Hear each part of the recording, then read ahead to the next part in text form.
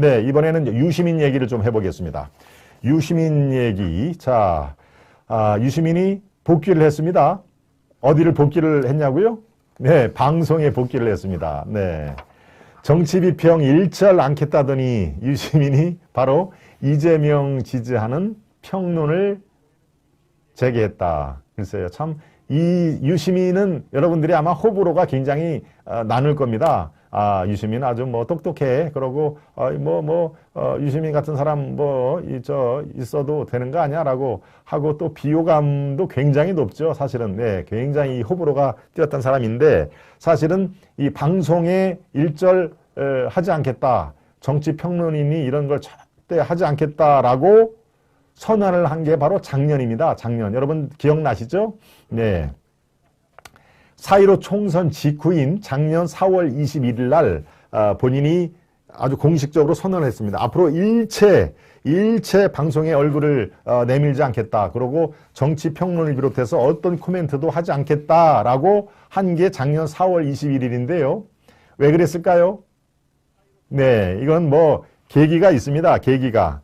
예, 바로 4.15 총선 바로 전에 제가 아까도 말씀드렸죠. 조국 수호. 조국이 도대체 무슨 잘못이 있느냐. 검찰이 탈탈 털어서 그렇게 모든 사람을 탈탈 털으면 다 어떤 먼지가 나오지 않느냐. 정말 해도 너무한다라고 이른바 검찰개혁론을 앞장서 주창을 한 것이죠. 예, 유시민이 검찰개혁론자로 상당한 이렇게 빅 마우스입니다. 빅 스피커죠. 아주 큰 목소리를 내고 영향력이 있는 대한민국 검찰을 개혁한다 산다라고 해서 검찰 개혁을 해서 조국을 수호에 나서는데 결국은 그 당시에 조국을 수사했던 검찰총장 즉 윤석열을 이제 공격을 하는 그런 의도였지 않습니까? 자, 그런데 여기서 끝나지 않고요. 노무현 재단 네.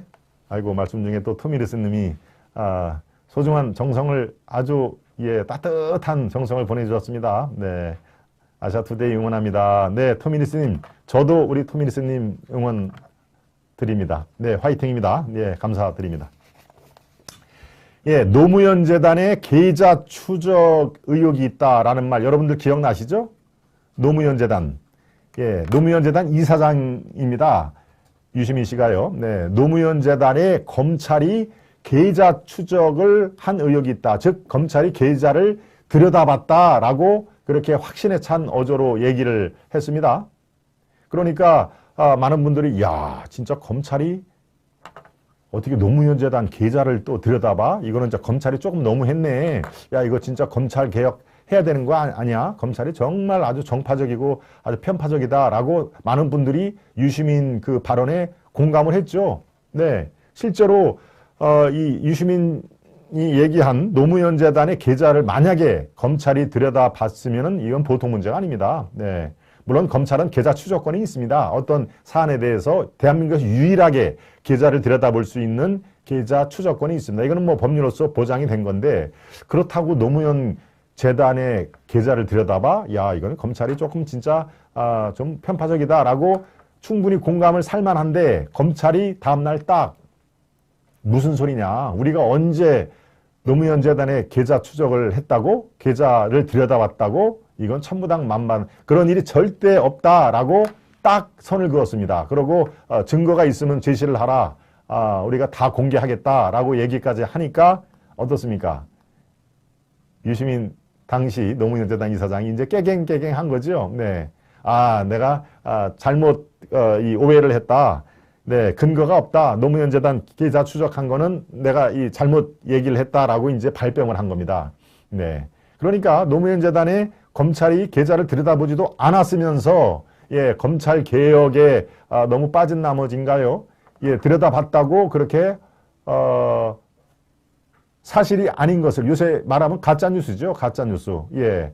의혹을 부풀리게 하는 가짜 뉴스를 언급을 한 겁니다. 그러니까 검찰이 아주 화가 나가지고 뭔 얘기냐? 당신 증거 있으면 대라. 우리는 절대 그런 일을 한 적이 없다라고 얘기를 하자 근거 없는 사찰 의혹을 제기한 것을 사과드립니다라고 사과문까지 냈습니다. 누가? 유시민이요. 근거 없는 사찰 의혹을 제기한 것을 머릿속에 사과를 한다라고 얘기를 하고 바로 이어서 나온 게 이제 앞으로 모든 방송 활동을 안 하겠다. 정치 평론을 비롯해서 어떠한 코멘트도 안 하겠다라고 한 게 바로 2020년 4월 21일 지금으로부터 1년 한 7개월 정도 된 건가요? 8개월 정도 됐겠군요. 1년 8개월 전에. 예, 그런데 바로 엊그저께 짜자잔 나타났습니다. 이제 짜자잔. 네. 예, MBC 라디오에 출연을 했죠. 네. 아, 예, 토미르스님 정말 감사드립니다. 예. 저를 존경하는 만큼 제가 토미르스님은 훨씬 더, 예, 존경합니다. 아유, 김동원 박사님 존경합니다라는 그런 또 이 메시지에 정말 따끈따끈한 예, 이런 그 온기가 들립니다. 예, 정말 대단히 감사합니다. 바로 3일 전 MBC의 라디오에 나와서 이재명 띄우기를 강의를 했습니다. 강의. 야, 정말 저는 그거 보고 깜짝 놀랐습니다. 야, 이게 본격적으로 이제 이재명을 말한다 저렇게 얘기를 했는데 완전히 이재명 띄우기를 얘기를 했는데요. 자, 여러분 이 시간표를 지난 대선으로 5년 전으로 한번 돌려볼까요? 5년 전에는 어땠습니까?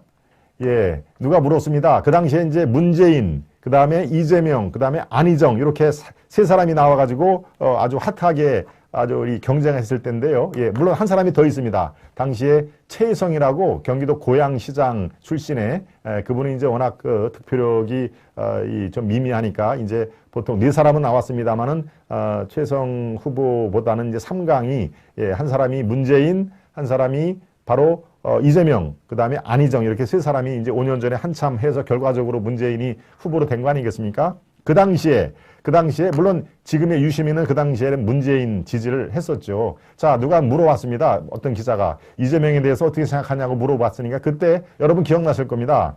아, 이재명 후보는 감정 조절 능력이 부족한 것 같다. 예. 감정 조절 능력. 예. 이 정치인으로서 이른바 이 컨트롤이 안 된다. 그러니까 이제 이 자기 형하고 형수하고 통화한 그거를 이제 상기를 시켰던 것이죠. 막 욕을 하고 이른바 여러분들이 이제 알고 있는 형수의 아주 못된 욕 그냥 뭐 말씀드리겠습니다. 형수의 그 쌍욕 사건이 이제 있었던 것이죠. 네. 바로 이제 그거를 리마인드 시키면서 감정 조절 능력이 부족한 것 같다. 근데 이거 정치인으로서는 감정 조절 능력 부족은 상당한 이게 핸디캡이다라는 취지로 얘기했지 않습니까? 그런데요, 이제는 어떻습니까? 이제는 싹 그 이재명의 감정 조절의 하자 과거 발언에 대해서 이제는 이재명을 칭찬을 하려니까 바로 이게 자꾸 이제 턱턱 걸리는 것이죠. 그러니까 그 당시에는 연구를 부족해서 내가 오해가 있었다. 이재명에 대한 그 연구가 제대로 안 됐었다라고 이제 예, 글쎄요, 참 정치인이 여기서 이 말했다가 저기서 이 말했다라는 것은 우리가 흔히 볼 수 있는 얘기지만 이제 이 정도 얘기했으면 정말 대선의 계절이 왔구나라는 걸 우리가 실감하죠. 네, 예. 그러면서 이재명은 미완성이다. 근데 노무현도 미완성이었다라는 얘기도 합니다. 노무현도 미완성. 그러니까 노무현 이미지와 이재명 이미지를 이렇게 겹치게끔 하는 것이죠. 이재명 내가 봐도 아직 완성되지 않은 사람이다. 이재명은 미완성이지만 우리가 좋아하는 노무현은 어땠냐? 노무현도 미완성 아니었냐라고 하는 네. 이재명 이미지를 노무현 이미지로 이렇게 치환하는 네, 그런 작업을 했던 것이죠. 네, 또 대장동은 어떻습니까? 대장동 잘했다고 한 거 아닙니까? 대장동, 예, 대장동, 예, 지금, 누굽니까? 이재명 후보도 대장동은 나한테 상을 줘야지 어떻게 이거 무슨 내가 거기에 몸통이라고 게이트로 하느냐라고 지금 오히려 얘기를 하는데 자기가 보기에 대장동은 잘한 것 같다. 바로 저렇게 나오죠. 이재명. 대장동 사업은 잘한 일이다. 자, 대장동 사업이 100% 민영에 비하면 아주 잘한 일이다 얘기를 했는데요. 예, 그저께 MBC 라디오 나와서 세 가지로 이재명을 이제 띄웠습니다. 제가 하나씩 한번 보겠습니다. 예, 참 말은 잘합니다. 정말 예, 책도 내는 이제 본인은 작가라는 말을 제일 듣고 싶어 한다고 그러죠. 유 작가님 이게 참 말은 참 그럴듯하게 해서 상당히 이렇게 듣는 사람이 이렇게 뭡니까 설득을 당하는데 탁월한 그런 그 재주가 있다고 저는 보는데요. 물론 뭐 유시민 씨가 제 개인적으로는 사실 대학 선배고 과도 선배입니다만은 글쎄요 저는 뭐 저런 스타일의 진정성이 좀 문제가 있다라고 보는 편인데 자 엊그저께 이재명을 띄우면서 3대 키워드라고 얘기를 했습니다. 첫 번째가 생존자, 두 번째가 발전도상인, 세 번째가 과제 중심형. 물론 이 본인이 이제 방송에 본격적으로 뛰어들려고 굉장히 정리를 많이 해왔더군요. 그냥 이렇게 즉흥적으로 묻고 즉흥적으로 대답을 한 게 아니라 정말 이 준비를 많이 해왔더군요. 이제는 문재인이 아니라 이제 이재명 띄우기에 아주 적극 나서겠다는 하나의 이제 반증인데요. 자, 생존자라는 게 뭡니까? 이재명이 어려서 가난과 정치 인문호 각종 논란을 겪고 살아남았다는 그런 의미죠. 각종 논란을 겪고 지금까지 살아남았고 제1당 대한민국 그것도 대한민국의 집권 세력의 대통령 후보가 됐다. 그러니까 이 생존 능력이 있다. 생존자다라고 하는 그런 이제 설명을 한 것입니다. 누가? 유시민이 이재명을 그렇게 설명을 한 것이죠. 결론적으로 이재명은 정치적 생존을 위태롭게 할 어떤 하자도 없는 사람이기에 살아남았다. 지금 저렇게 살아남았다는 것은 결정적인 하자가 없다는 뜻이다 라고 이재명을 평가를 한 겁니다. 유시민이. 하자가 있다면 지금 벌써 죽었지 않겠느냐. 근데 저까지 살아남아서 이 유력 후보가 됐다는 것은 결정적인 하자가 하나도 없다는 반증이다 라고 이재명을 그렇게 띄운 이 말을 저렇게 한 건데요. 저는 이 이제 유시민이 드디어 이제 나서는구나. 예. 과거 범죄 경력이나 욕설 논날, 이런 것은 어떻습니까? 그건 또 아주 또 좋게 얘기를 합니다. 이런 생존 과정에서 난 상처로 이해한다.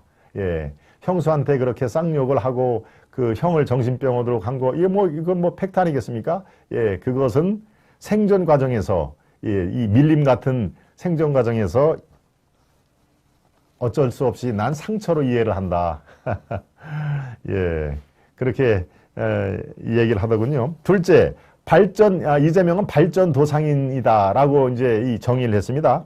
예, 여러분 발전도상인 이거 들어보신 적 있었습니까? 개발도상국은 여러분들 아마 들어보셨을 것입니다. 개발도상국. 네.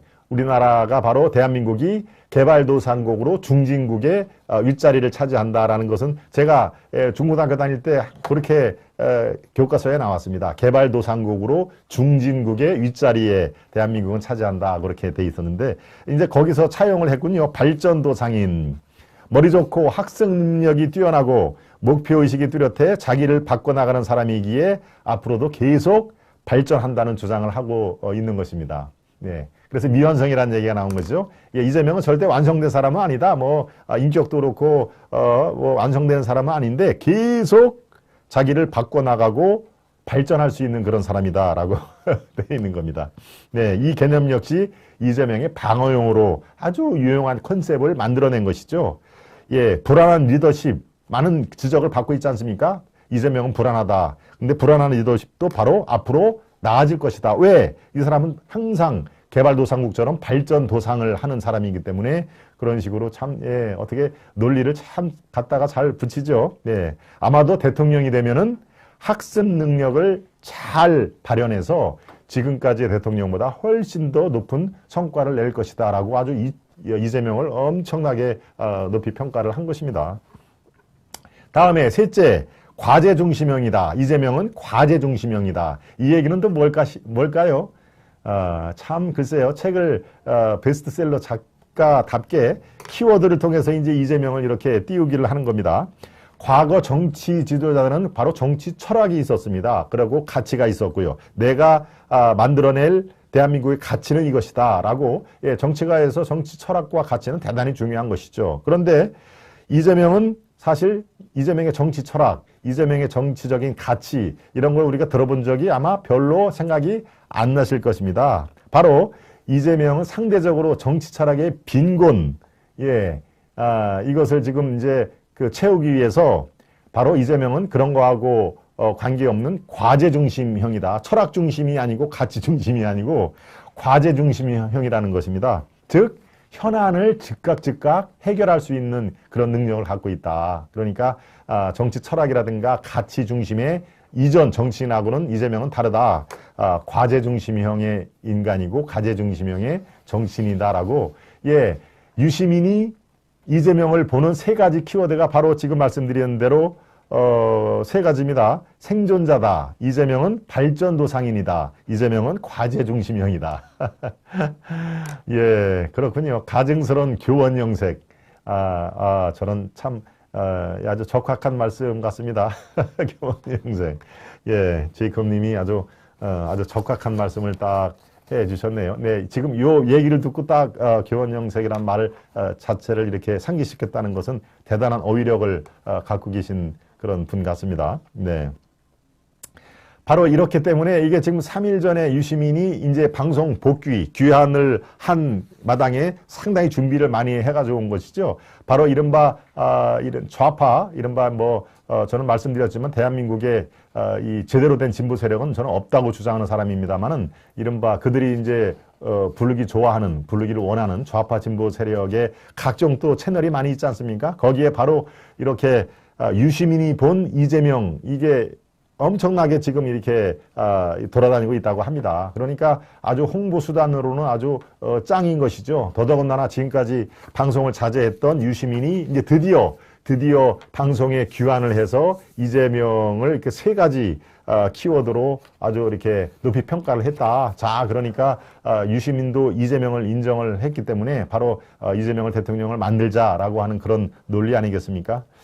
글쎄요, 생존자다, 발전도상인이다, 과제 중심형이다 라고 하는 말씀 중에서 제가 공감을 하는 그 말은 생존자라는 말은 제가 공감을 합니다. 예, 아무튼 지금까지 생존을 해서 이른바 집권 세력의 대선 후보가 됐기 때문에 네, 이재명은 생존형 정치인이다라는 말에 그거는 제가 인정을 하겠습니다. 네, 나머지 두 개는 글쎄요, 조금 그야말로 견강부회, 갖다 붙이는 걸 견강부회라고 하죠. 또 아까 제이콥님이 말씀하시는 교원영색과 더 이 주파수가 맞다라고 하는 그런 말씀으로 제 논평을 대신하겠습니다.